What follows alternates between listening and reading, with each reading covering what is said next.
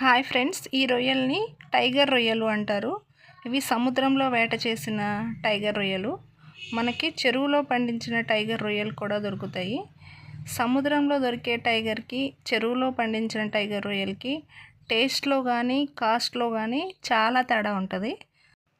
సముద్రంలో దొరికే టైగర్ రొయ్యలే మంచి టేస్ట్ ఉంటాయి. ఇంకా వీటి కాస్ట్ విషయానికి వస్తే ఇవి కౌంట్ని బట్టి వీటి కాస్ట్ ఉంటుంది. వీటి కాస్ట్ 600 నుంచి స్టార్ట్ అయ్యి 1000 రూపాయలు, 1100-1200 వరకు ఉంటుంది. అంటే పెద్ద సైజు రొయ్యలు అయితే కొంచెం కాస్ట్ ఎక్కువ, చిన్నవి అయితే కొంచెం కాస్ట్ తక్కువ ఉంటాయి. కానీ సముద్రంలో దొరికే రొయ్యలన్నిటిలో కల్లా టైగర్ రొయ్యలకి మంచి టేస్ట్ ఉంటుంది. ఇవి ఫ్రైకి, ఇగురికి చాలా టేస్ట్గా ఉంటాయి.